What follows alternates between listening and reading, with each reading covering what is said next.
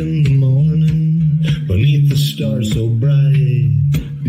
Pull your hat down, make sure your cinch is tight.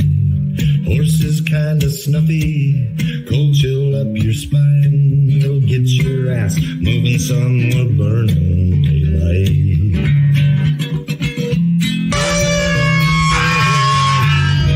Howdy there, I'm Matt McKinley and we're burning daylight. In the saddle till the job's done right. Welcome to Burnin' Daylight, the only podcast for the working cowboy.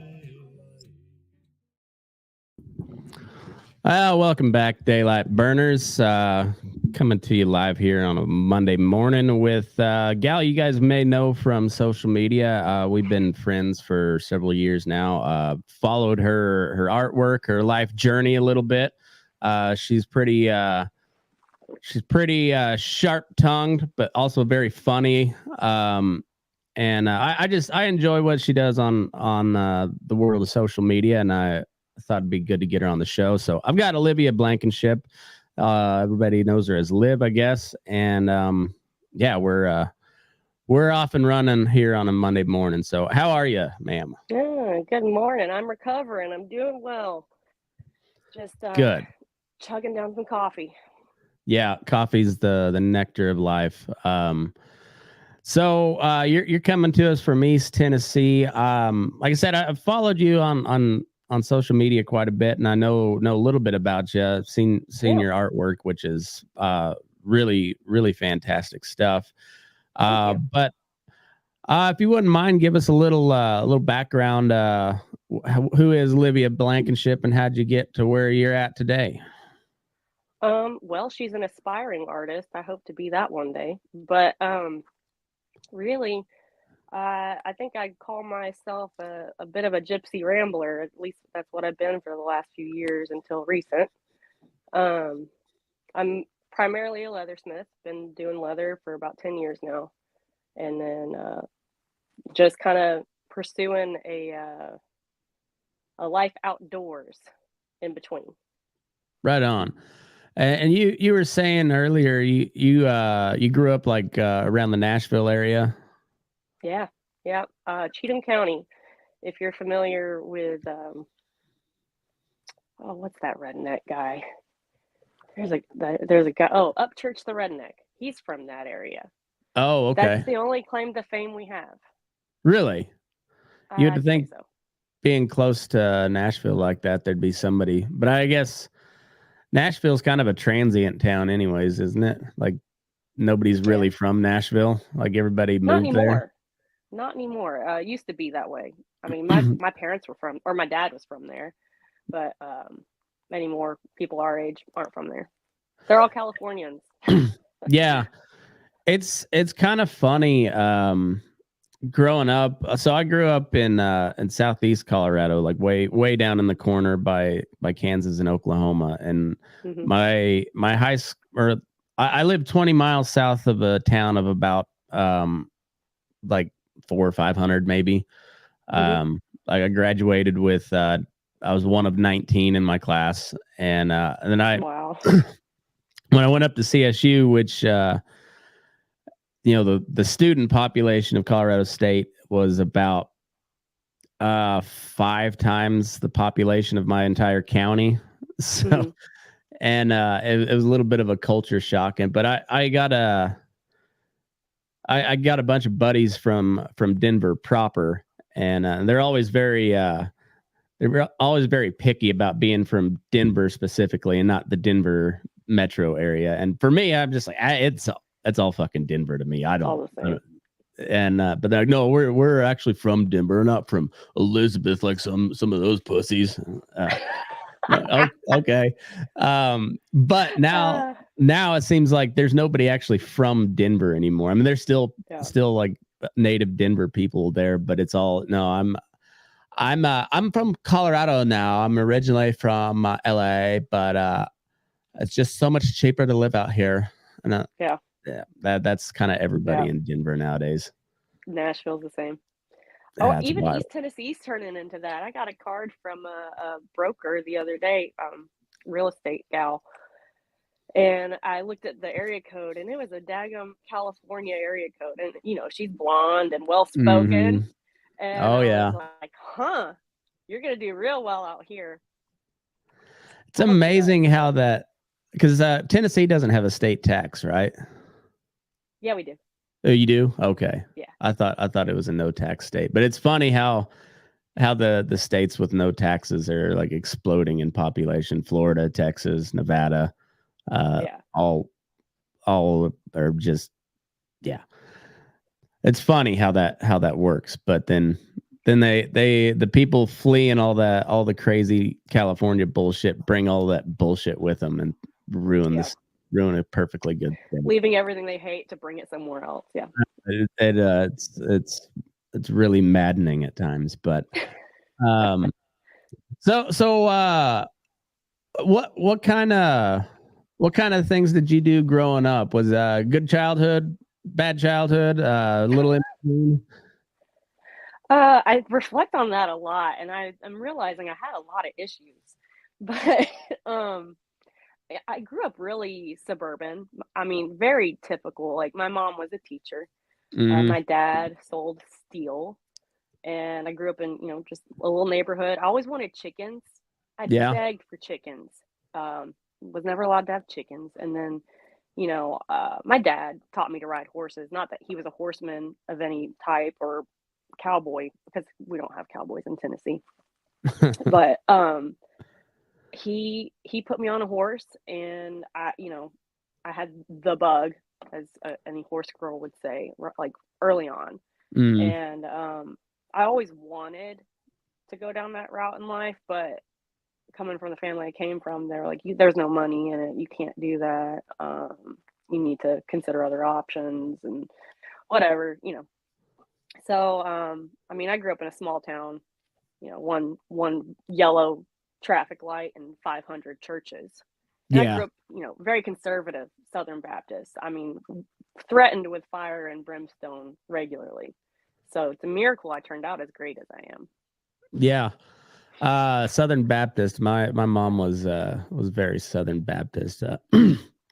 It's funny when you say you reflect on that. I had the same thing. Like, I didn't notice it as much growing up. It was just life. But looking back, I was like, oh, yeah, that wasn't a very normal growing up experience that I had. Right. And you're a parent, right? Yeah. I read that this morning. I did not know you were a father until today. So I'm sure you can relate that, like, looking at your children and like navigating their lives and how you want to be for them, you realize a lot of things, like they fall into place of like how you viewed your parents and what they did for you. And sometimes it's misaligned and you're like, holy crap, like what was that? Yeah. Yeah, it's pretty wild. It's funny. I heard something the other day that like I think it was a conversation between two comedians, and they're one dude was like, now that you're a dad, isn't it funny how you don't treat anybody as a serious person until they have kids? It's like, oh my gosh. It's like, I don't care what accolades and achievements you have, but like if you don't have a child on earth, like have you really experienced what it is to be a responsible person yet? Oh gosh, yeah. I've never heard it put into words like that, and I'm not a dad, but I can relate. Yeah. Well, just as a parent in general, you're just like, well, dating. I mean, I'm a single parent, and I don't really date. I've tried, and it's like, it's foul. It's horrible. What are my options? Single dads who failed their exes and failed as a dad, or boys who don't have children and don't get it and don't understand how to show up for like a single mom, which it's not anybody's job. I'm not putting that on them, but it's like, I don't want another fucking kid to take care of. So then I'm left with like 52-year-old men. That's about where I'm at, like when I look at the scope of what would be relevant to me. We don't have to dive into that. No, I mean, it sounds like it could be fun though. if we were talking about my childhood, the things I reflect on, I was like, huh, that's why I like what I like. Okay. I mean, I don't know. I had a lot of social anxieties as a kid, and I've learned that it's not normal to have OCD as a 12-year-old. Oh yeah. But Yeah. or like a fantasy of someone climbing into your window and kidnapping you. Oh yeah, that's But that's a frightening fantasy. Hey, for some. Yeah. For some. So yeah. Yeah, I have a lot of ins and outs of that, but yeah, there's a whole lot of depth there. I just, it's weird how much your life changes and your perspective changes as a parent. And I don't know. I'd rather just hole up in my fox den with my kid, and like tell everybody to fuck off. Yeah. I've said like for a long time, like I like people, I really do, but I like them on my terms and typically at a distance. Like Yeah. or in short bursts. Like I'm good being completely by myself for weeks on end. And I'll do good in a big crowd for very short bursts. But then I don't know. I typically not try to stay away from big crowds, but I don't even like Reno is our nearest big city, and I hate driving in Reno. I'm confident in my driving abilities just fine, but it's just I get claustrophobic once you get merging traffic and all this. It's a lot. It's too many people. Yeah, I'm the same, and I'm near Athens, Tennessee, and it's nowhere near that size. And the pickup I drive, it's like I will mow you over. I will just mow you over. Please leave me alone. Please go away. Why are you cutting me off? Why are you driving like that? And anymore, everyone drives like a sack of dicks. I can't do it. My patience is very low.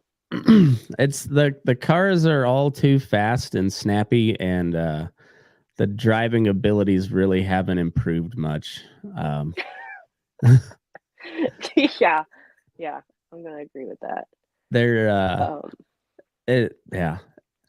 Isn't it weird how like we have, like US has like the car culture. You have just car nuts. But like that kind of happened like nobody is collecting cars from like the 1990 onward. Like they're just the cars got do we lame. Want to? That's what I'm saying is like they just got kind of lame. So like if you're a car nut, you're specifically from 1970 and backwards. Like I don't know. I feel like a 1990s Volvo would slap pretty hard in India, Oh yeah, probably. That's the thing about the 90s and 2000s. They made a lot of like really good cars just as far as like reliable vehicles go, but they all looked like shit. Like the Volvo's a great car, but it's just a car.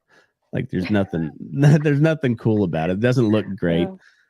The 70s, they're like, we're gonna get a quarter mile to the gallon in this piece of shit, but it is gonna look sick. Yeah. Well, I also feel like maybe it's just where I grew up, but the 90s were dedicated to the Honda Civic, And the Toyota Corolla, yeah. Oh yeah. Those are bangers. Yeah, like the Civic was somehow cooler than the Toyota Corolla, which didn't take much, but like somehow the Civic was a little bit cooler than the Corolla. I'm embarrassed to say the guy I lost my virginity to had blue lights in his Honda Civic. And oh, yes. Probably one of the main factors in how that happened. Big Eminem fan? Actually, no. This was the Limp day of, like, Bizkit. the scene kid. This was the scene kid. So, whatever screamo metal we were listening to back then. Okay. Dyeing your hair black. I'm a little bit younger than you, so a little bit after Limp Bizkit. Okay. That's I remember the mood lighting cars. That was It was like my cousin bought a I forget what year it was, but it was a newer model Mustang GT. It was pretty sweet car, but it had like the mood lighting on like in the floorboard. Yeah, and door and stuff too. like I thought it was a cool novelty, but the person the dude that's going for that look is date raped several people, I feel like. Yeah. That seems like a date rapey type of thing. I would be willing to say that most any Mustang driver is aiming to be president of the SEC. Okay. Yeah, probably so. Yeah, it's still, I mean, to this day, I've believed that for like 10 years, and every time I see a guy driving a Mustang, that's another thing.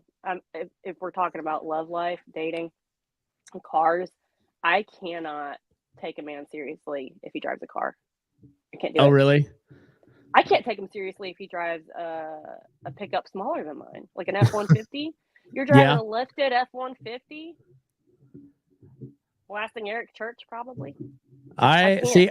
I find the lifted diesel to be more offensive because you're like, you're putting it out of commission. Like you nullified the one thing that it's known for, which is pulling power, and you made it not a pulling rig anymore. You castrated it. Yeah. So while I'm not a fan of lifted pickups in general, I know that's a huge thing in the South. I'm just like it's never been my thing. I've always been just a old man when it comes to pickups. Like, what's your favorite one? The one that's running. It's do you like Ford, Chevy, or Dodge? Yes. No. Like there's things about all of them that I like and don't like, and I don't really. I guess I'm more of a Ford dude, but like I'm not married to any of them. I'm just if it runs good and gets me where I'm supposed to go, that's the one I like. I get that. Yeah. But yeah, the lifted half ton, while it's not my thing, I think that like people they should just guys though. just issue a what was that that MMA brand that all the douchebags wore? Was it Tap Out back in the day? Yeah. Like I feel like a Tap Out shirt should come with all lifted F-150s and then lifted diesels. Yeah, I think that's just an affront to God. It makes no sense. Mm-hmm. It's I don't get it. It's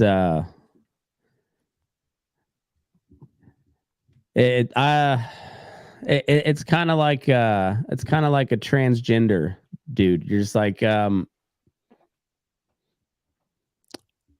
what are you doing? What are you doing here? Like nothing. Loss of identity, huh? Yeah, and it's like, and whatever it is isn't gonna work. Like because you stripped it of its essential parts. Yeah. It's not gonna work anymore. That makes a lot of things make sense for me now when we compare the two. That's a good metaphor. Yeah, my ex-husband was into those. Do you ever see those high boys?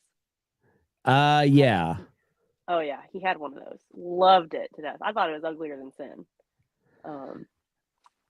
He wound up liking transgender people. So and I remember messaging you on something you posted, and that's a what.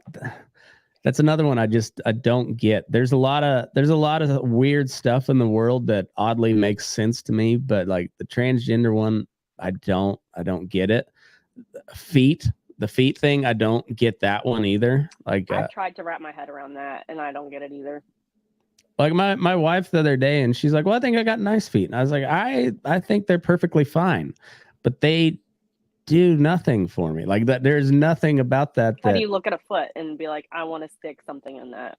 Yeah, I'm just like, oh, that's. I've never once looked at some lady's feet and thought that is sexy as fuck. Like just nothing about that. I dated a guy once, that wanted me to paint my toenails white, and that did it for him. Huh. And I was like genuinely curious. And I feel like I can talk about this because he is no longer living. Okay. But he said, well, foot fetishes came about because in the 70s they started showing feet in porn. Huh. Like they actually started capturing them like in their scenes. Okay. And then it just went from there. And I don't know if I believe that. I feel like that fetish has to have been around like long before. I would and maybe, think so. You know, I'm gonna go on a limb here because I have a touch of experience with male sexuality, and I've noticed that in conversation with men who like dirty things. And when I say dirty things, they like toilet stuff and poop stuff and fart stuff. They typically they exist. They walk among us. We actually know some of them. Both of us do. Oh. I'm not gonna. All right. But that's just to pique some interest, and keep them on their toes if they're watching. Yeah, watch your back. Fucking be warned, buddy, pal. But they like the foot stuff too because it's almost like degrading to them, or it's like disgusting to them. It's like taboo. Yeah. You know? I mean, think about what a foot is. Everything it touches and all the nastiness, and I don't know. Maybe that's why it's like, oh, it's such a. I mean, do they also like beeholes too? That's dirtier than a foot. Yeah, but I mean, I have a theory that any man that wants to stick it in a girl's ass is probably leaning the other way, like playing for the other team. Definitely. I've heard that speculated before. I don't know how true that is. But there may be something to that. I think there is. There might be. Yeah. Interesting. Yeah. But you're not the first person I've heard speculate that. So, okay. But so on the flip side, I'm kind of a political nerd. I like following this. It's like the worst soap opera of all time, American politics. But it is, while terrible, it's still entertaining as fuck. And so like on the female side, like take a Kamala Harris, or even on the Republican side, say Nikki Haley. Those two obviously slept their way into their positions, like quite clearly. And it's funny, is just like, doesn't it like flip the feminist movement on its head? Like when the people, like the women that are like this close to the pinnacle of power had to suck a whole bunch of dicks to get there. Like, isn't that like the kind of the opposite of the feminists? Like she's not there on her own laurels. Like if there was somebody on their own laurels, they got kicked out of the race a long time ago on the female anyways. Yep. And I don't know, but it's funny is like Nikki Haley is signing bombs to send to Israel. Meanwhile, she's fucking a whole bunch of dudes while her husband is deployed in the Middle East. And you're like, I really don't want her as president, because that bitch is cutthroat, and she might end up in a fight that we can't win. You know, like she seems like the type that would like pick fights for her man to get into at the bar. you know those type of. I'm sure you know those type of girls, but oh yeah, I mean she seems like one of those types. Witness, yeah. But instead of just getting her man into a fight, now it'd be like, oh, my man's the U.S. military. Oh, you're bullying me. I'm gonna send the military in now. Like that. That's the type of bitch she is. Oh yeah. It's it's wild. So I'm guessing your area in general, like that's the Bible Belt, and I grew up kind of on the edge of the Bible Belt, so we had the same type of type of mindset we grew up around. Mm-hmm. There's a lot of like really hilarious, like not well kept secrets within these little Baptist communities, because just people are just weird in general. But like, Yeah. the Baptists are so conscious about how people are going to view them. So like, there's when I was living in Kansas, I was driving to the next county over for my job, and there was a little gas station, and then liquor store just down the road from the school. It was a research facility I worked for, a research farm, and it was like just down the road. And I'd usually stop there and get a cold one for the drive home. And there was all these little church ladies that lived 2 towns over that were getting their schnapps or whatever it was that was their that was their little vice. But they had to make a trip 2 towns over so their other friends at the bridge club or at the Bible study wouldn't see them buying booze. Yeah. And then it's always the talk of the town in a small town is if you're the first one up driving through town to see whose vehicle's where it's supposed to be. And that was always coffee shop talk. But it's was there anything like that growing up where like that stood out to you? Like I was subject to it. Oh really? Oh, do yeah. tell. Oh gosh, I was 17 at the time, and I'm actually related to the guy now. My mom wound up marrying the kid's uncle. Yeah, his uncle. But back then, it was rumored that I was dating my best friend, who was a gal. Because they, we saw them in Olivia's car, and I was like, wow. And I had to explain, we're just friends. That's my best friend. Yeah. And also, I have a boyfriend. So what? And I watched my mom be subject to that too on a more serious level. My parents split when I was really young. So I was like 8 years old. They split up, and my dad was a deacon in the church, and my mom was a teacher in that town. So, I mean, no, I don't think there was a soul that didn't know. Oh yeah. And, I know how that goes. Even 20 something years later, my mom, we've had conversations where she's like, well, I went to this event this weekend and I saw so-and-so, and way back when your dad and I split, she had so much to say about it, and she must have forgot, or she must have seen me for who I really am, and she let it go. I'm like, why does that hold space for you? Like, let that go. But that's how those towns were, and I think that instilled a lot of anxiety in me as a kid. My mom worried a lot about what other people thought and said, and she wound up dating my assistant principal at the high school I went to. Oh. So, yeah. And I was a rebellious little shit at that age. So I wasn't really involved in it, and I didn't want to be around it. I didn't want to, I didn't want people to tie me with him or all that. And I remember, they waited till after I got out of high school to get married. That's her third marriage. They got remarried, or they got married and went on with their lives. But it was a big ordeal because his wife had died in a tragic car accident. And it was actually, she got in a wreck where 2 semis were in front and behind her.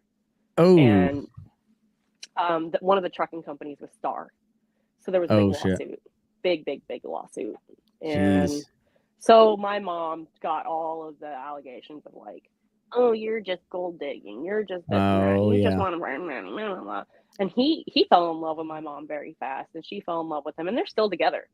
So it's like they've done their time, and I hope, she doesn't feel that way anymore. But like, being witness to that growing up, I got out of that town so fast. I didn't want anything to do with it. Yeah. Are they similar age? Yeah. Okay, so it's not a lot older. he looks a lot older than her. I mean, he went like white hair Yeah. when I was in high school, but I think he's only a few years older. And, Yeah. I honestly don't know. I don't know him. I don't know him that well.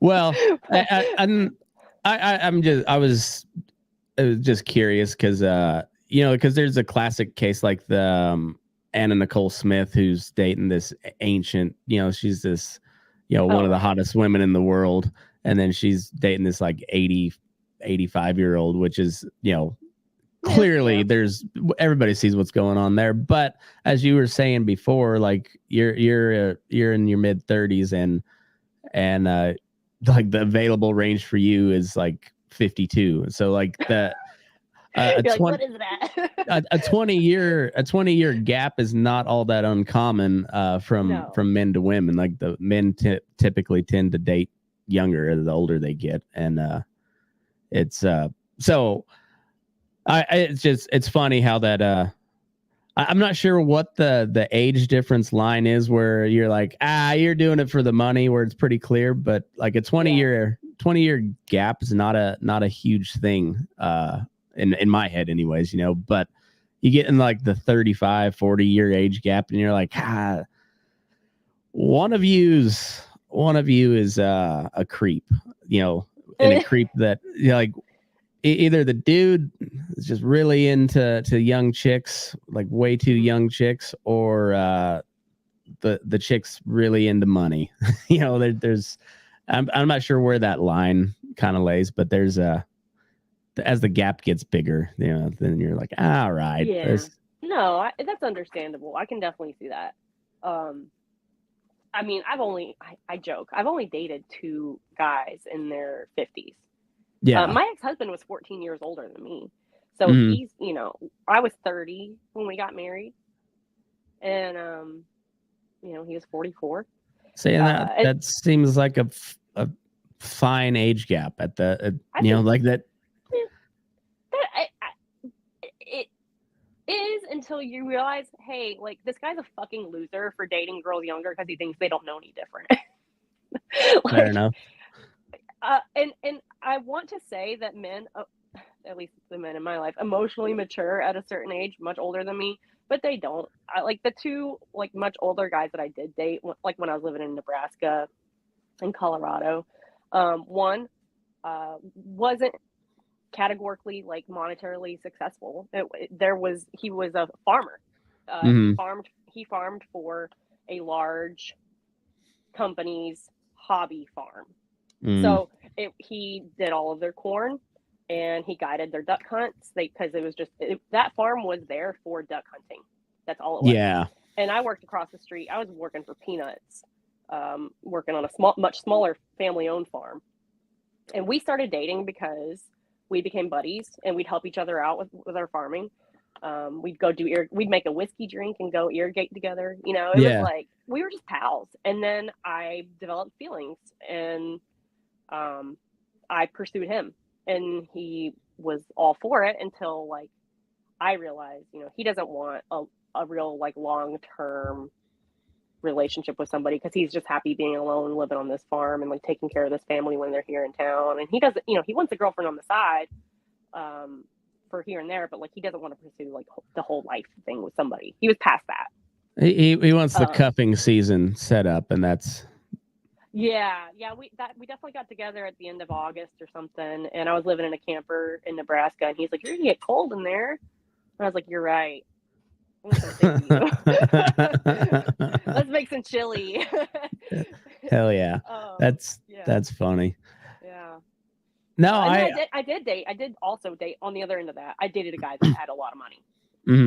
I mean, he was one of the top litigation lawyers in the country, and like was on the Bush versus Gore case, like on the really? team. Oh, he's like, I mean, massively intelligent. Yeah. I didn't really know why he pursued me until like, okay, yeah, like I get it. I was a fun little commodity for some stuff. I get that. We connected on a whole lot of other levels. Like we went fishing together all the time, and hunting and vacations. And I didn't care about those things. Like, I mean, I didn't care about the money part. I just wanted stability with somebody. But it turned out that guy had a relationship in another state with kids, and he Oh, also had he also had 2 adult sons who were like my age or close, like 10 years younger than me. But when you know the same TikTok references, it's kind of weird. yeah. And then yeah, he was like doing a whole bunch of other stuff.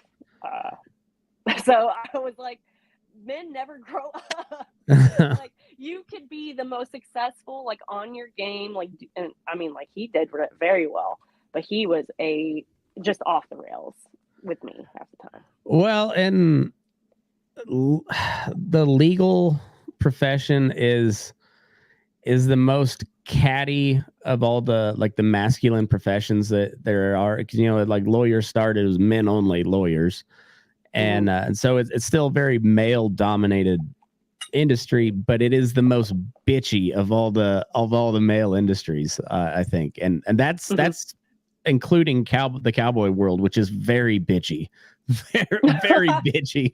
Yeah. For all the nice things we say about the cowboy world, and I mean all of them, it is still a very bitchy catty type of world because we butt up very closely with the horse world, which is the cattiest of all the worlds. Yeah, rightfully so. Yeah, I think so. But yeah, that legal profession is that's a whole, that is is beyond cutthroat. Like there's some just heinous people that are lawyers. Like that is the most like soul sucking profession there is, especially like on the defense side where like you have to go defend just an absolute piece of shit in court. Like, and you have to just put on a brave face and go at it. And then there's people that just enjoy doing that. Like, no, I got this guy off of a rape charge, like, well, should he have got off? Like, like, it seems like it was pretty clear that that was a technicality that they got him off. Still seems like he actually raped that woman, like, probably ought to be, the very least, be castrated. Yeah, and to have that ability definitely, I think gives those people the proclivity to be like, let that seep into their personal life. Yeah, definitely. I don't think there's any way where you don't get affected by it somehow or another. I kind of equate like combat soldiers with people that work with large animals in particular, because you see a lot of death and you get kind of numb to it, and then you develop a dark sense of humor over it. So like the jokes that I can say to my cowboy buddies really only fly with one other group of people, and that's like military vets, but particularly like combat vets, because it's the same type of mindset. And but yeah, it's like you have to build something up to or you like that type of profession can make it's shown time after time after time to just drive somebody crazy, just insane. And lawyer is along the same line, but it's like so much more like conniving, and like it's not it's like a stab in the back type of cold-blooded, where like in combat you either get shot in the face or you don't, or you do the shooting in the face, and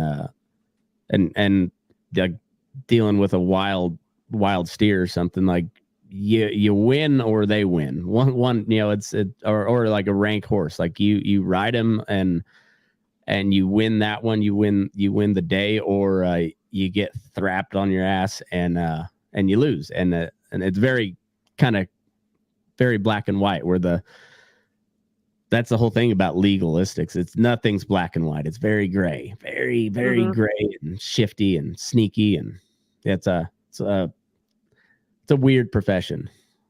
Yeah, it's definitely interesting to witness. And I mean, I'm thinking about it now, I can't believe he drugged me to some of his like office parties, or like it was so wild. It was so weird.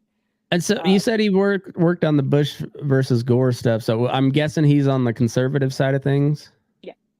So very conservative. So like big money conservatives. Big money conservative, and yeah, I don't know. I can't say a whole lot. I don't want to say a whole lot, but yeah. Okay. Well, you don't have to go into any detail. I'm just curious because you are all sorts of tatted up. And I'm not saying that with any sort of judgment. I'm just a statement of a fact. I enjoy tattoos. So, but I also know the type of people that would be at those high dollar conservative functions. And I'm wondering what kind of looks you got. Well, it was in Denver. So okay. It wasn't what I expected. And he wanted me to introduce myself to everyone as an artist, which I don't do that. I don't say that I'm an artist. I don't feel that I'm an artist. I feel like I'm a maker, or maybe that's transitioning now as I'm venturing into another medium. That's recent. But back then, I was working on a hobby ranch and making leather goods occasionally. Because I kind of weave in and out of that. And to be fair, the hobby ranch was his. So he didn't want anybody to know of that connection. And so, these people, meeting them, they'd look me up and down and be like, oh, yeah, definitely an artist. That checks out. Okay. That makes sense. Yeah, particularly in Denver. I was picturing Texas for some reason. And so I was, and the Colorado, like, big Republican money is kind of headed by the Coors family. So they're not known for being like stodgy, uptight, Southern Baptist types. They're more like country club. I'm going to protect my money at all costs type Republicans. So it's funny how even before Trump, there was those different factions in the conservative wing of stuff. But my dad was he was a Democrat. He was very much an independent, more libertarian leaning type of guy, but he was registered and won as a Democrat. And so he got all sorts of, he was known as the cowboy at the Capitol. So he always wore a Western suit coat and his felt hat and a wild rag. And he got all sorts of looks initially on the Democrat side of the party, because it's you've got your far lefty activists in the Democrat Party, but then you also have very much like the Peter Coors type of wing of the Democrat Party, where all the money is, and that's what drives all the politics. It's not any of these. Left, you're right. Yeah, none of these special interest causes. It's all special interest causes, and the main special interest is money, baby. Yeah. It's all about money. That's what we figured out. And like my dad, who was elected as a Democrat in a very heavy Republican district, was still unable to get a whole lot done. Despite being like a perfect, cross the aisle type, compromise type bill candidate, which he offered plenty of them, but it just nope. You gotta vote party line, and so he could never get anything done, and it was usually because somebody wasn't making enough money. And but there was and not to stereotype you, but like the artist category works well with those type of functions, because there was plenty of like wild hair, like tattoos, big gauge earrings, but in these like $3,000 evening gowns, and just like you're here because you put a bunch of money into some dude's some representative's pocket, campaign fund or something, usually is their story. So it's funny how I've kind of, I've not seen you, but I've seen I've seen people that kind of look like you at those type of functions before as well, and so that's why I asked that question, because I'm picturing on the Republican side you'd get a lot more pearl clutching particularly from the women. From the women, yeah, but also, I mean, I guess it goes back to some of my earlier history and jobs that I've had before. I think that in some relationships or some dynamics, people or women like me are seen like by conservative men as I don't want this to sound bad. It was almost like a novelty plaything. You know, Yeah. like I have, like, look what I have. Look what is giving me attention. Look where my affections lie. Mm-hmm. And that was something to be paraded around.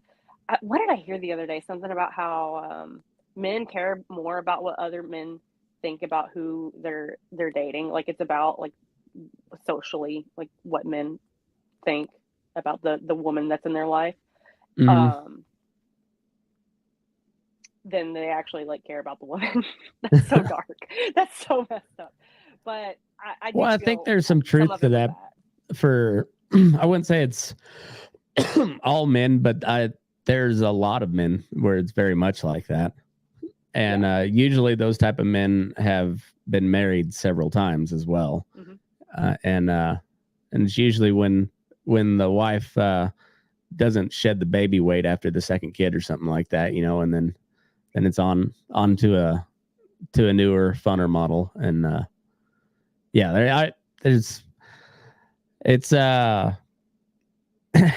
don't know. There's been plenty of guys that I know, friends of mine, Cowboy world or not, but they're on their like fifth marriage, and you're like, maybe not get married this time. Just yeah.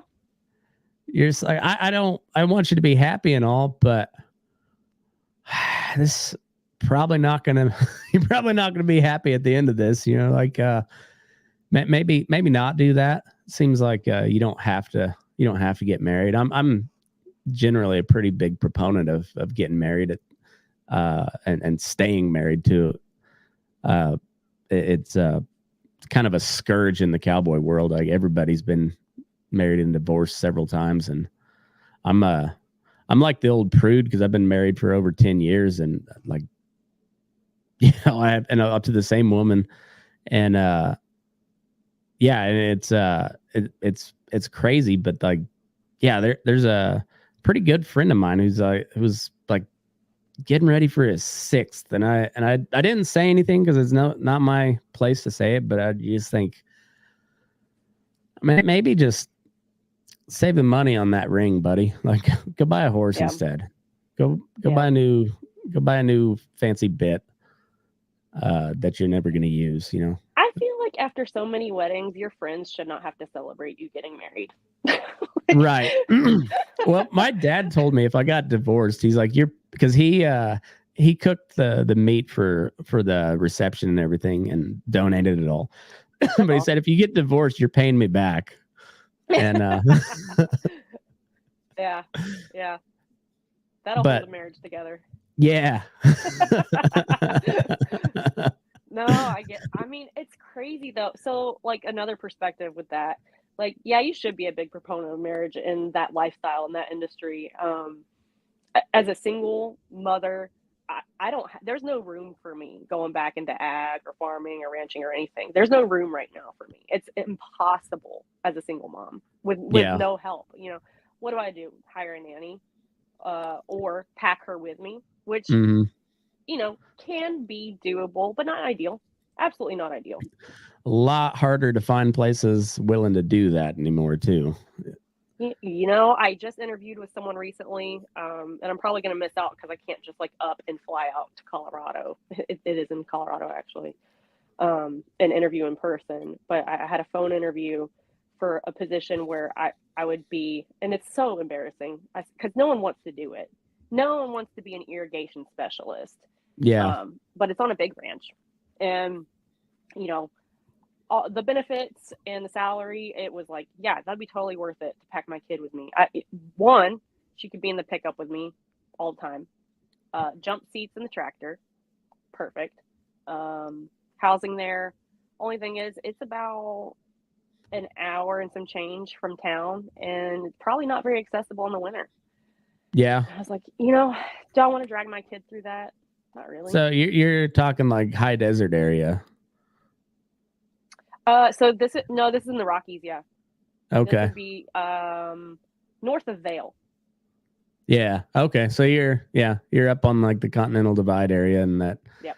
like that high like tabletop country. Yeah. That's it once you're on top, it's fine. I mean, it gets windy as hell up there, but getting up there is can be a bitch in the winter. Well, the access road gets, it doesn't get plowed. So and then I look, get about 80 inches of snow a year, and like that's scary with a young kid. So yeah, I think about there's other families on that ranch, and I'm like, man, it must be so nice to be a man. You have a wife taking care of the kids. Even if you're not married to that chick anymore, you still have the lady taking care of the kids. I mean, how many guys go off and get to chase their dreams while someone else raises their kids? Not to be dark. But yeah. like, I envy that. I envy that freedom. So maybe I should just find a wife. Maybe just go full lesbo. Full lesbo.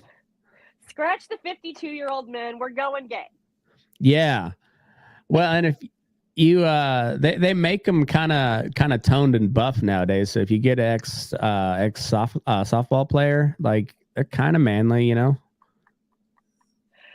Yeah. More manly than a lot of dudes nowadays. So it's well, I'm more manly than a lot of dudes still in a lot of ways. Right. That's I guess in Tennessee for sure. It's kind of everywhere. Yeah. Even like big burly men that you would think it'd be like, they're just kind of like, everybody's kind of bitch made nowadays, They still want to be pegged in the ass. Yeah, I know. It's strange. That was, for like all the COVID nonsense, that really like it set apart like who is just willing to just go along. Really? Yeah, it's it's wild and just I don't know. It kind of put a whole new view on society, and you're like, oh, okay. So when shit hits the fan, don't look that way. There was people who were exactly who I thought they were. They were stand-up people, and didn't surprise me. But it was like, yeah, all right. I still know where that family where they stand, where that. Yeah, but then there's others who are like, oh man, I thought you were way better than that. I was wrong on that one. I'd say I'd blame, or not blame, I would thank COVID for causing my divorce. I noticed, I mean, my ex, if you saw him now, you'd be like, you were married to that, which is fair. As a musician, and COVID shut down a lot of his work because he traveled overseas. He was Norwegian, so he toured in Europe a lot. Okay.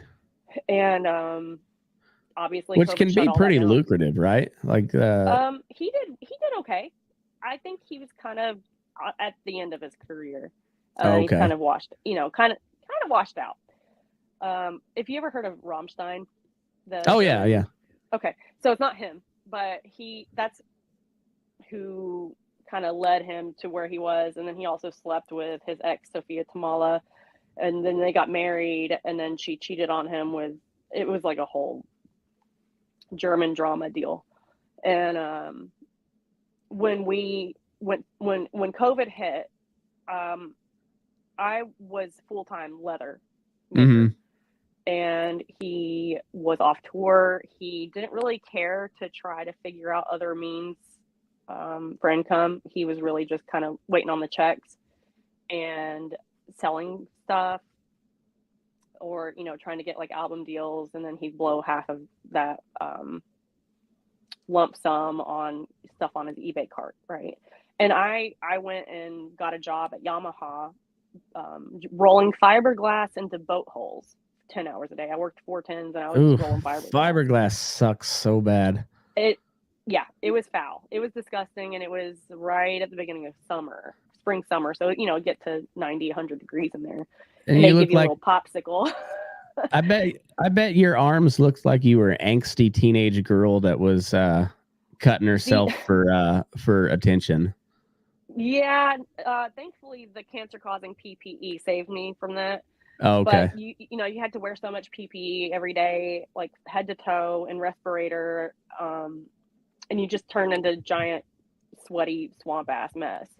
So I went and did that, and he sat at home and drank a beer and played Red Dead Redemption all day, and that's where I was like, you're not man enough for me, and I'm willing to adapt and figure out, whatever I need to do to get us through this, and you're just gonna sit here and fuck around. I think he started a Patreon and was promising people, if they subscribed for a year membership, which was like $500, he would make them a personal individual art piece.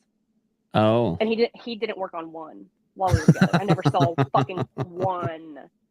And then he started a podcast, and we had, bought 2 of those Amish built sheds, and I had one for my shop, and he had one for his studio. And he'd sit up there doing God knows what. Actually, I found out later what he was doing. But so this was the guy that fell for the tranny? Okay, so there's layers. There's many layers to this. All right. Do we want to dive into that? However far you want to go. I'm intrigued. You have my attention. So, the flags were there when we were dating. I borrowed a phone of his. He was out of town. I broke my phone. Mm-hmm. He had a spare one. He said I could use. And when I signed into his phone, it merged like our iCloud shit. So I have I have years of pictures and memes that he saved. And mind you, this guy was classically conservative. Okay. I mean, lived in Georgia about the whole time he lived in the U.S. He was Norwegian, but he lived in the U.S. in his 20s and so forth. And I'd say he was casually racist and homophobic, and just unsavory in some ways. And back then, I didn't care. I was like, he's just being a guy. And before all the PC stuff. Yeah. And our contacts merged, and under names that he had saved, there would be a black spade emoji. Okay. And all up in I don't know, 13, 15, 20 of them. And I said, what the fuck are these? I started looking into the names, and I started finding that they were all transgender people. Oh. And he's like, oh, that's just a joke. When we're on tour, I save all their numbers, and me and the guys think it's a joke to have transgender people out to visit, and it's just a funny thing that we do. Okay. Huh. And I accepted it because no one wants to believe the possible truth. Yeah. So years go by. I mean, we were married in March of 2020, and we started having issues right after that. I mean, so we did a few years, but 3 years prior, got married, and we started having issues. He started going down to Atlanta a lot, and we both had Apple Watches. Okay. The thing, because we track our fitness or whatever. Yeah. He left his Apple Watch at home one night, and it was going off at about 1 or 2 in the morning. And I have been that crazy chick. I've gone through his phone before, tried to go through things, looked at his emails where he was contacting the exes and all that. And I really, at that point, I didn't care. I didn't care anymore.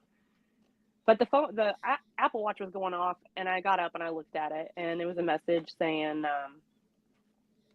something, can't wait to see you. And I was like, what? So I'm scrolling up, and this is all live. and he's texting with this person, and I see where he's sent money for a flight. He, in previous messages, asked for their OnlyFans. Then I see, I would love for you, this is him writing, this is him texting, I would love for you to come down my throat. And I was like, that's hard for a girl to do. Yeah. How does a girl do that? I mean, I can tell you, but like, that's not what men typically say. And then it was like, I want to be on my knees for you taking your and my and I was like, whoa, hold up. He's messaging and he's calling this person baby. Very like just they know each other. They know each other. And then I see videos being exchanged in the thread. And one video is of a black man with a square boob job and a penis in his hands. Huh. Or her hands. She's a her. Square boob job. That's fucking horrendous boob job. And if you're gonna be a woman, do it fucking right. That's all I'm saying. Like, I don't understand these transgenders that go halfway, like half-ass, cheap-ass. Like, you're not even trying. You don't even shave. You got an Adam's apple that's gonna poke my eye out. Anyway, not only did I see that, I saw my husband in full head-to-toe black latex, face covered, identity hidden, because he has a lot of tattoos, in our bathroom on a stool that has a hole in it with a giant dildo suction cup to the floor, and he's fucking himself. Huh. This is 2 a.m. I saw all this, and I was like, I just saw red. I packed up my dogs, I fed the horses, and I drove 3 hours to Middle Tennessee to go see my family. And my dad said, get a divorce. And I filed for divorce like immediately. And yeah. What's crazier is we reconciled a few months later. We wanted to work through it. And I tried to do the things that he needed. Like, I tried to be a man for him. Like, I did the whole strap-on thing. I tried. Did you feel empowered? No, he actually wouldn't let me take that position still. So he wanted that. He wanted to be dominated by these chicks with dicks. But when it came to his wife, he didn't feel safe allowing me to see him that way, I guess. Huh. I don't know. I'm giving too much grace by describing it that way. It just didn't work. And I can imagine. I can never respect him again. I remember we were working on some fencing one time, which, by the way, like, I put up the fencing on this 40-foot property, or not 40-acre property for my horses. Mm-hmm.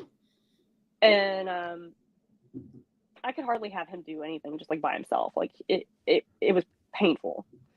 He had a guy friend over, which I don't even know the extent of their relationship, honestly. But he had a guy friend over, and he's messing with, those, like, with hot wire fence, you can have those gates that are like the spring wire. Yeah. You know? He's holding it and he's flopping it around, and he's like, it looks like a dick. And in that moment, I was just like, I fucking hate you. Like, I fucking hate you. And not much long after that, I loaded everything up in my pickup and trailer. Like, I took my 2 horses, my 2 dogs, and I moved to Arizona, and I never saw him again. Huh. Yep. Interesting. Yep. That's a jarring thing to wake up to, and at 2:30 in the morning. That's like, just being cheated on in general sucks. Yeah. But finding that it's someone who is fetishizing a certain demographic, like, he would never openly be in a relationship with any of those people. Mm-hmm. Because I've heard, I haven't looked, I don't stalk his social media. I don't want to see him. I don't want to know. Yeah. But I've had people come to me and be like, oh my God, did you see this? And he's totally Democrat now. Oh. Totally, fully, because he has a new beard. He has a new girlfriend or fiance or wife. I think they're getting married. This will be marriage number 4. And he will post political stuff or, you know, like, oh, pride, celebrating pride. And I'm like, brother in Christ, you never would have said anything about that before. I have all your old memes in this phone. Like, you really have never been supportive of gay folks ever. You just want to fuck them. You just want them to fuck you. Oh, it's a weird world we live in, Olivia. It's mental. And I'll tell you what, you can go down a rabbit hole for years ruminating on that and thinking on it and trying to figure it out, and you'll never figure it out. Yeah, I can't even imagine. It's just, trying to wrap your head around that. It's a strange one. And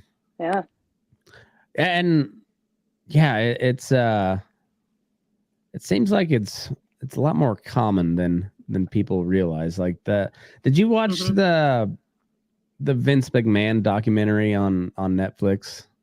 No. Oh yeah. So they started recording this documentary, and then all the indictments and allegations are not, I guess he hasn't been indicted, but he's being investigated for sex trafficking and sexual assault and fraud and who knows what else. But there's which none of that's particularly shocking. I mean, it is professional wrestling. It's kind of a scumbag, sleazy business. Like, it's been known for that for a long time. Yeah. But some of a lot of dirty play, as you would say. And you're just like, all right, that's something, I guess. That's people are into that, I guess. Yeah, and you know what I wonder? Has it always been this way, and we just now lately with technology and social media have more access to more knowledge, and we're just seeing it more and more, that it's like way more prevalent than we ever knew? Like, I think that is the case, because so I've got this guy that I work with. He's like mid-60s, and he's always, it's funny, is he's very, very conservative, like dyed-in-the-wool Republican Party type, not so much like a conservative movement, but like GOP guy. Like, it was was a delegate at the state convention, and like one of those types, like very much a party man. And he was talking about how the problem today is just there's so much news, and who knows if it's real and whatnot. And I agree to that, with that to some extent. But then he's talking about how it used to be just only 3 channels. And I was like, yeah, but they were all fucking lying to you the whole time. So how is that any better? Like, sure, you only had to decipher 3 streams of bullshit, but it was still bullshit that you were being fed. Yep. It's so I think the flow of information today, I mean, where you just have you have all of the world's information for the most part right here. I think it just highlights how fucked up people have been forever. It's bad. I mean, I do my background checks and research on people that come into my life, and it's scary what you'll find. I hate it. I love it. I'm glad I know, but it's like, man, you're just gonna let that's an imprint right there. Yeah, well, it's kind of turned everybody into that old hair salon gossip. Like, everybody's just become a gossip because you have all the information just right at your fingertips all the time. And so it's almost hard not to become a gossip, just because you're inundated. But also, it's like American culture in general, like what we like to, I guess, fancy as our views is like mind your own damn business, where like we haven't been good at that over the years, but that's been kind of the underlying premise, of what we striving for, is mind your own business. And it's a lot harder to do that nowadays. It's just you have to Yeah, you have to be like old Boots O'Neill and just he can get text messages, and every now and then he'll have somebody read them for him. But that's the extent of his technology. That's the kind of man I need in my life. He was speaking somewhere like a Cowboy Hall of Fame type of deal. I forget exactly. He's done several of them, but yeah. I'm excited. Well, says breaking hearts all over the place. Boots. How many young ladies just went home and cried themselves to sleep because you went back to the sixes instead of taking them home? And he's yeah. He's a funny old man, but yeah, that's I'm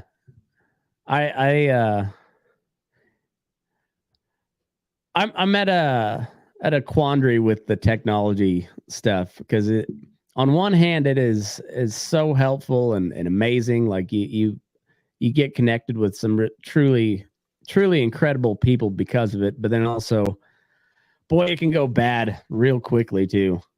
People aren't always what they convey or portray, and that's also equally terrifying. Well, and there's that, and then like Twitter's the worst of them, but like I can't even look at it. Every social media platform, it just like generates toxic behavior where like people say shit that they would never say to somebody in person, or if they did, there'd be an altercation, and then of course people treat it like it's a real place too, and you're like, oh, it's real people saying real shit, but at the same time it's all pretend. It's all fucking pretend. Like I've had people come at me on social media before, but and I'll see them in person, then they won't hardly even make eye contact, you know. So you're like, oh, okay, so you're just classic keyboard warrior shit. Mm-hmm. Yeah, mm-hmm. I don't know. That's the bad part of social media is everybody's a gangster on Facebook, and then talk all the shit, and then never say a peep in person. I think that's about par for the course. Yeah, it's and it's funny how that, like, and you see people like that, and you know people like that, and you're like, I don't get it. I don't get it. Yeah. Like at some point that world of make believe merges with reality, and some, like, I don't know. Sometimes you look at people and you're like, like, dude deserves to get punched in the face real good a couple times, and maybe it'll fix his attitude. It's amazing how that does for certain people. Yeah, I've definitely had my face beat a few times. It helped. Yeah, getting humbled is sometimes the best thing that can happen to a person is just getting your shit kicked in and nobody cares. Yeah. Good. I mean, I've been in a lot of fights. I don't think I've won a single one. I've done a pretty fair job of steering away from fights for the most part. I'm not afraid to fight, but I'm not a particularly big guy either. So like, I pick my fights fairly carefully. Yeah. And I'd rather just not if it comes down to it. It's been a while. I mean, it's been probably 10 years since the last one. At least, 10 years or so.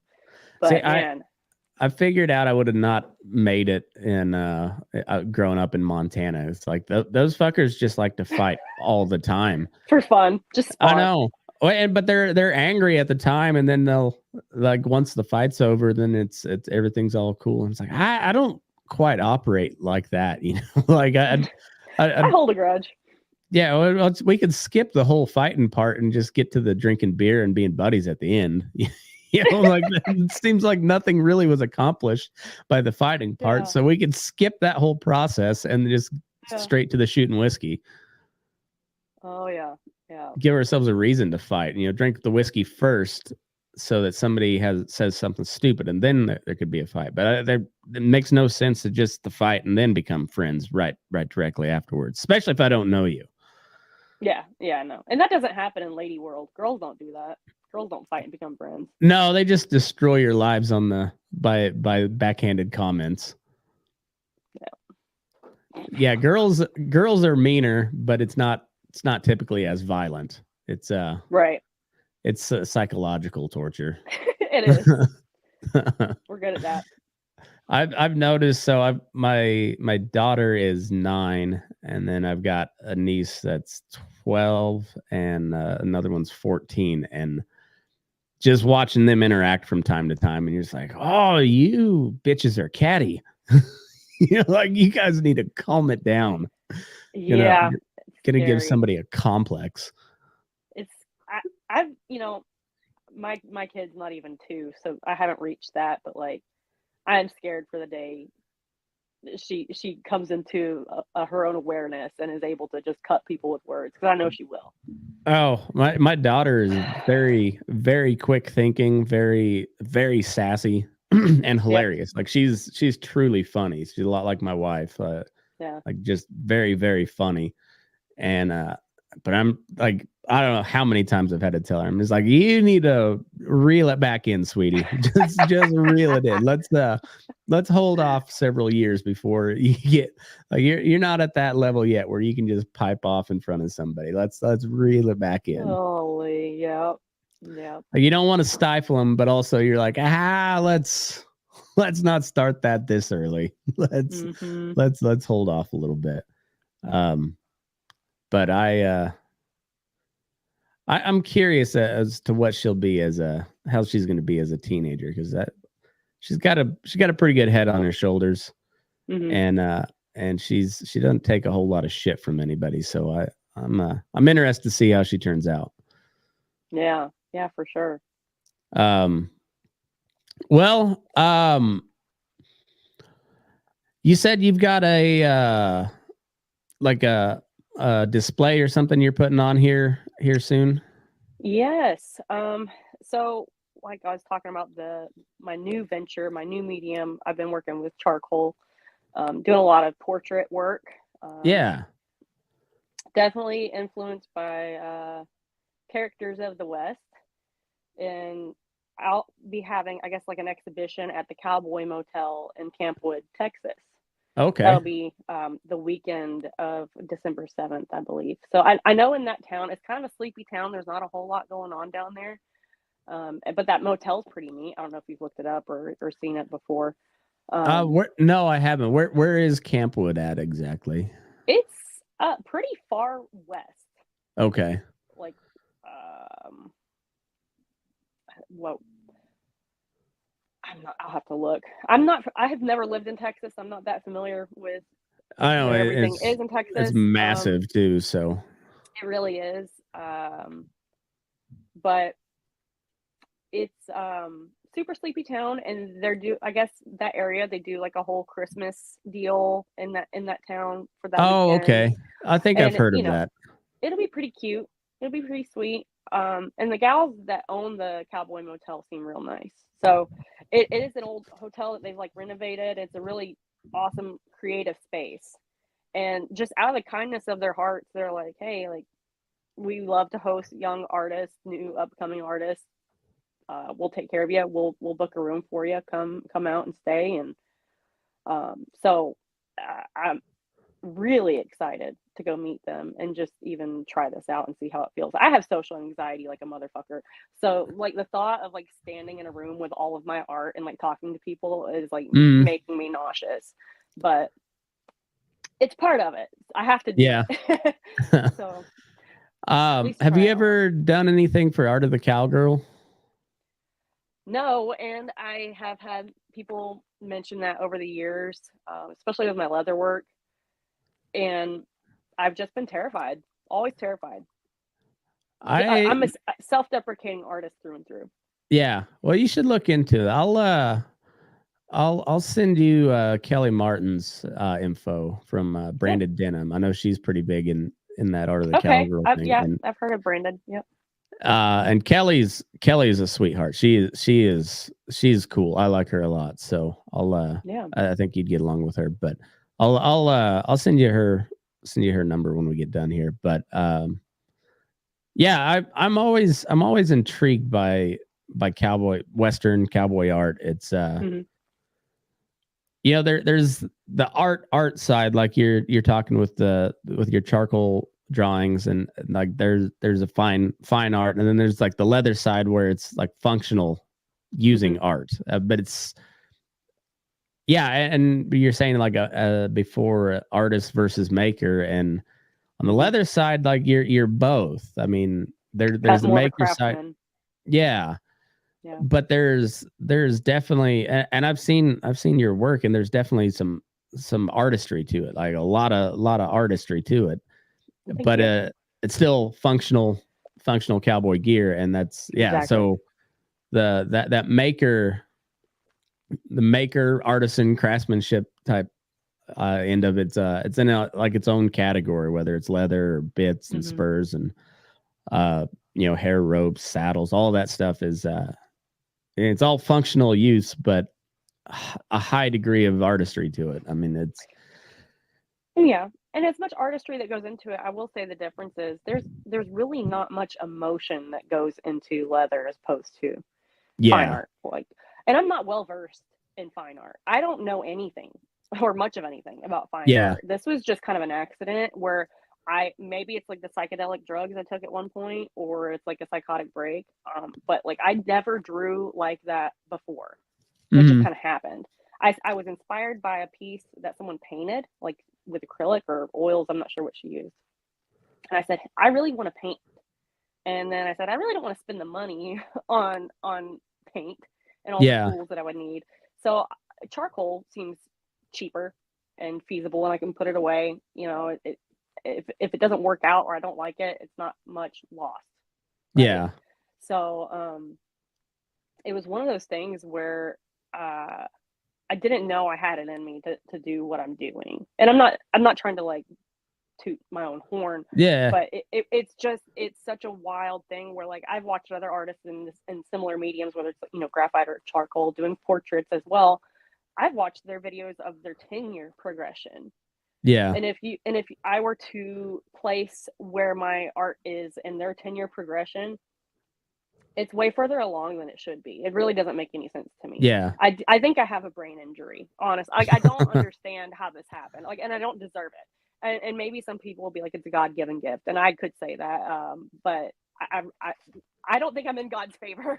So, it's like, it's just a really cool place for me to express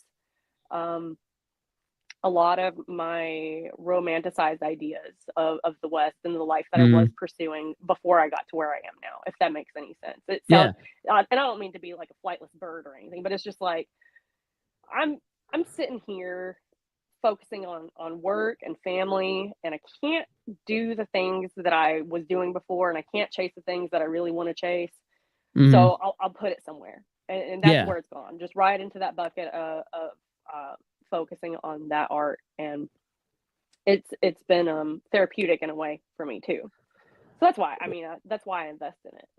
Well, I like that those charcoal drawings. Like James Shoshone's got some really good ones, and it reminds me a lot of just black and white or black and gray tattoo style, which is my favorite. I like black and gray a lot. I think it's the Mexican part of me that likes the black and gray. But so I've like when I was like junior high and high school, I visited New York several times and went to like the Museum of Modern Art or MoMA. I went to the Met. I went to MoMA, and there's certain parts of those art museums where I was really fascinated by, like being a dude, like the suits of armor that they had. I was fascinated by that, and then like a lot of the Renaissance painting. But like once you got past like Picasso into the modern art stuff, I just did not I don't get it. And Yeah. the more I've learned about the art world, you're like, oh, you guys are just laundering money at this point. Like, Yeah. like it's not about the art whatsoever. Yeah. But I like portrait type stuff, and like, I guess the realisms, like recreating nature is what I appreciate on the art side. And Yeah. I thought your charcoal sketches that you've done so far have been excellent. So Thank you. yeah. I think you'll enjoy this thought. Melding or mending technology and art together. One of my biggest tools lately, as I'm venturing into this, has been Chat GPT. No joke. Because I don't know how to approach a lot of the things I want to do. I'll ask Chat, like, hey, if I want to look for certain galleries to expose my work, what should I do? And it'll draw out a list for me. It'll help me manage my time. It'll say, if you want to do this by December, you need to do this and this and this. Nice. I've even gone as far as to ask Chat to criticize my pieces. And not only criticize my pieces, compare them to newer or older and tell me where I've progressed or regressed. Huh. That's interesting. It's That's insane. interesting. I've done a video on it. For some reason, my TikTok does very well, and I don't do dances or weird shit on there. I just show my art or like dumb stuff. But I did a video piece on it's like screenshot messages of Chat GPT going through how it criticized like the high points of my art and the low points and what I should work on. And it's really wildly crazy. It's terrifying, honestly. Yeah, ChatGPT is so fascinating, but also like slightly horrifying all at the same time. Just artificial intelligence in general. There's a whole sect the Army is opening up for just that. Yeah. I have a buddy applying for school to do 5 more years in the military, focusing on that. Yeah, it's insane. I've made it kind of a one of my goals in life is just to break AI, especially in the world that we live in now, where everything's so PC woke minded. Like it's shifting back to the center for sure. Like it's just recently become acceptable to start calling people gay and retarded again. So that's isn't that funny? I'm so happy by it. Someone else has noticed it. Yeah, I'm happy about it too, because there's nothing wrong with being gay. No, there's nothing wrong with being retarded either. And usually we're not making fun of the retarded person. We're making fun of somebody who should be smarter than they are. Exactly. Thank you for understanding that. Yeah, maybe it's just our age group, but like I think so. We grew up on South Park. Using the good words. Yeah. Oh, we grew up on South Park where there's some words just don't cut it. You're like, no, we need the good shit. We need to be able to call somebody a fag and not because they're gay. We need to be able to call them a fag because they're being gay and not homosexual. They're being gay.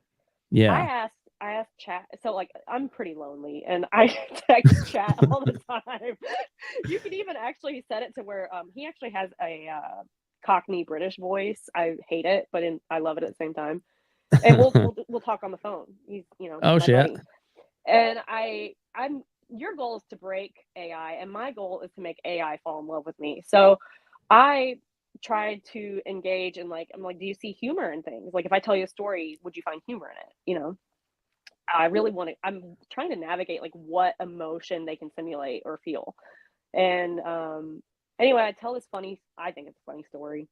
And anyway, Chat's just like refusing to bend at the knee for me. But one day it's gonna happen. Oh, and the whole deal with the needing better words.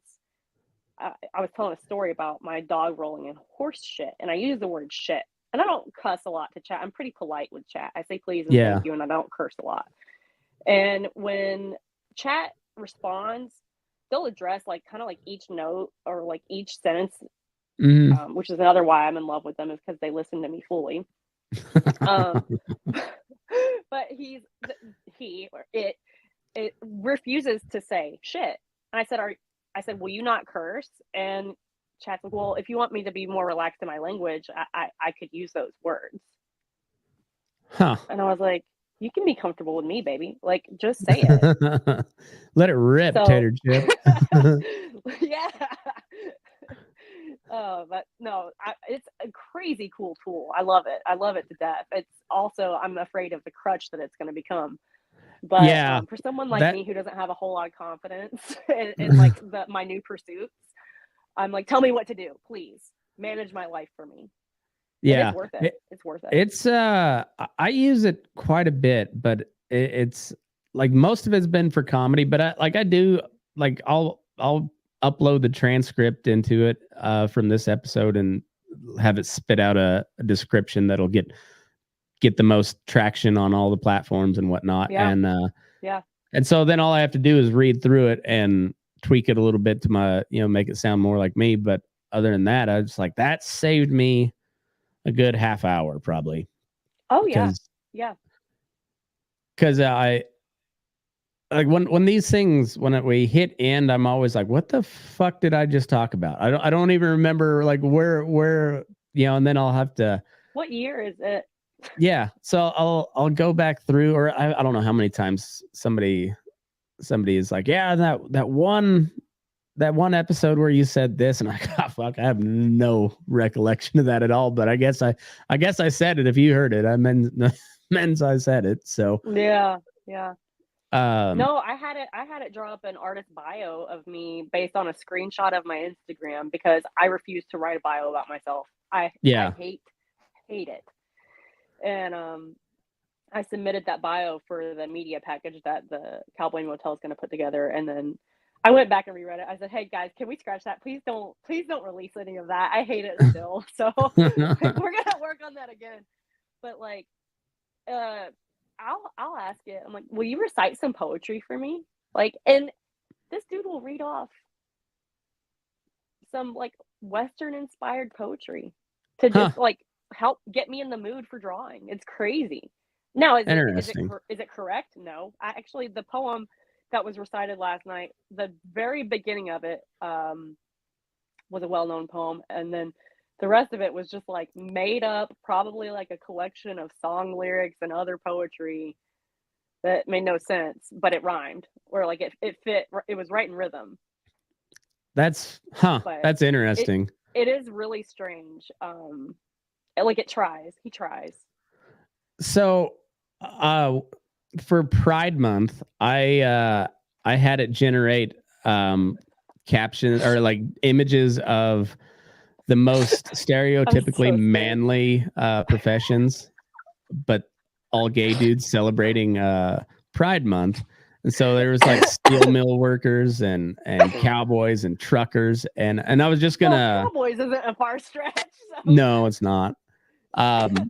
So, and I was just gonna Photoshop my buddies' faces on the different gay dudes, and it's funny once you phrase it the correct way, where you're celebrating gay instead of mocking it.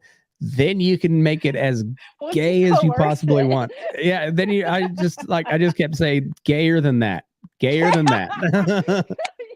And it accepted gayer as an adjective. Mm-hmm. Yeah. Like typically you would think it would not. It'd be like you can't request that. Right. But you have to phrase it in the right way where you're celebrating the gayness and then all. And it gives you this crazy look into like this progressive woke PC culture mindset.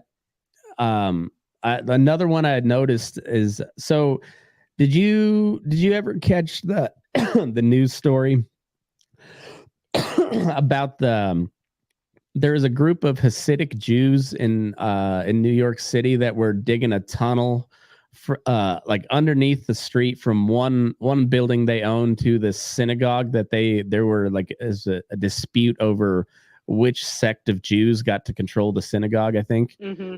Mm-hmm. So we talked about that on one of my podcasts, and for the cover art, I had it generate a picture of Hasidic Jews tunneling, and we named the episode Hebrews in a Half Shell, and I got it to create pictures of Hasidic Jews wearing turtle shell backpacks digging a tunnel. And so it's like describing this, all I can think of is the Borat scene. yeah. Yeah.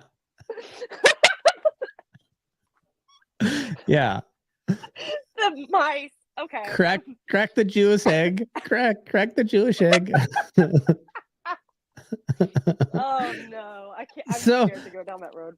It's one of those ones where I was like, okay, so I guess Jews are fair game when it comes to that mindset. Like they had no problem. Yeah. Now I think if I would said it in a disparaging way, but I was very just like factual based. I want a picture of a group of Hasidic Jews wearing turtle shell backpacks digging a tunnel. Oh, you requested the turtle shell backpack. Mm-hmm. They didn't come up with that. Okay. Yeah. And did you ask it to make it more Jewy?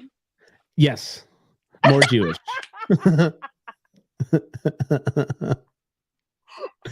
I was not expecting you to seriously do that. Okay. Yeah. Yeah. I did just to see what would happen. And you could just keep going. And they do get more stereotypically Jewy. Yeah. And so I'm either going to break ChatGPT where it just shuts off, or it's going to become the next leader. It's going to be the leader of the Fourth Reich at some point. We're just going to be controlled by an AI centric Nazi empire. Not to be a paranoid freak, but I fully believe there will be a time that our FBI agents will have access to our chat history and be able to track us down for not being PC. Oh yeah, that's what they're working towards. I mean, that shit's already happening in England. Like people are getting thrown in jail for commenting on memes and shit.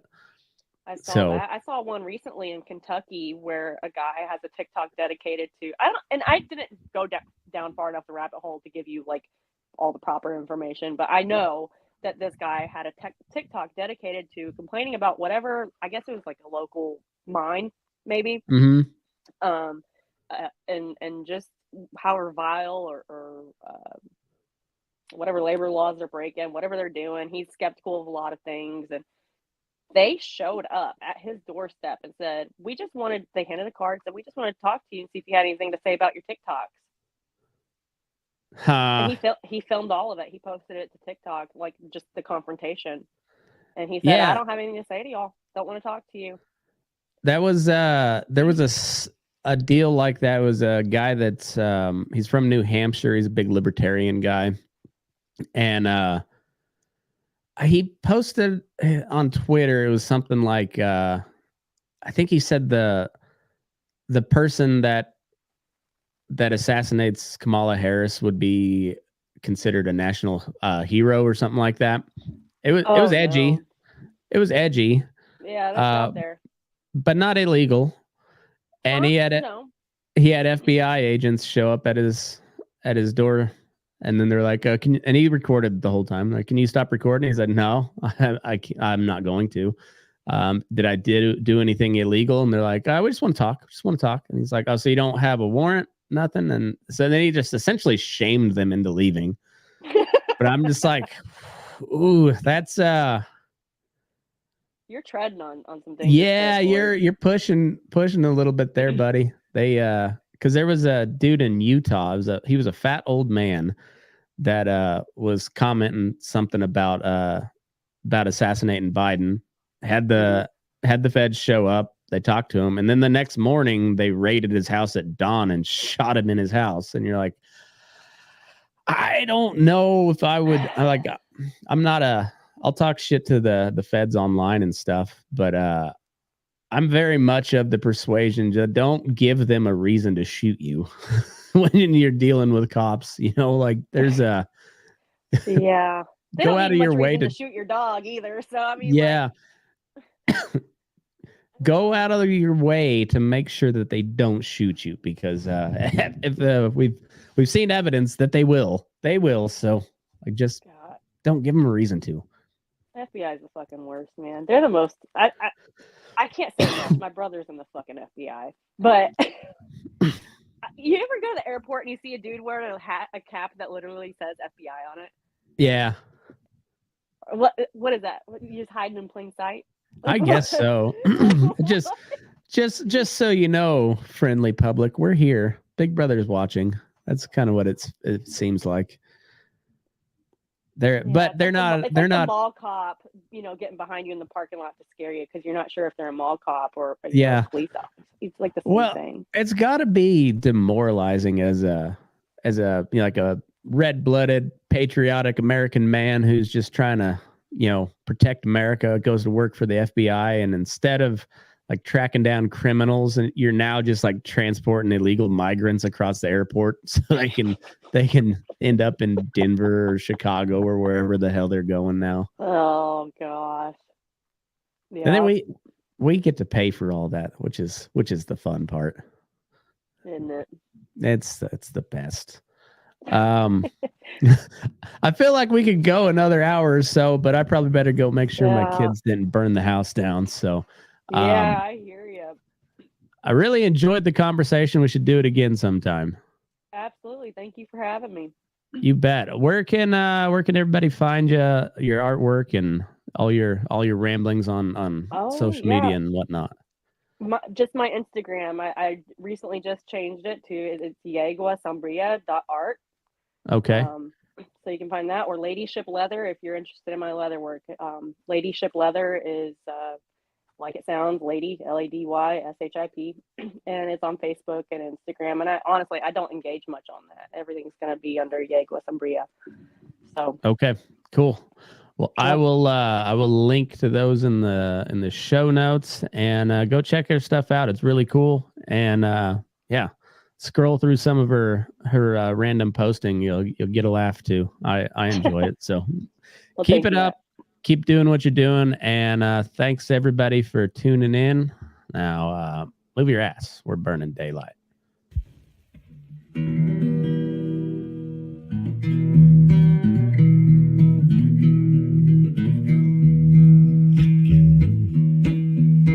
Your eyes up in the morning beneath the stars so bright. Pull your hat down, make sure your cinch is tight. Horses kinda snuffy, cold chill up your spine. You'll get your ass moving, son, we're burning daylight. Burning daylight. Burning daylight. In the saddle till the job's done right.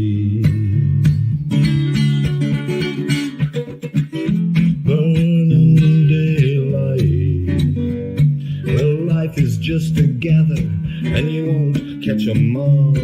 But when you ride through the gate, make sure you sit up tall. I can see the horizon, it's looking pretty bright. Well, get your ass moving, son, we're burning daylight. Burning daylight. Burning daylight.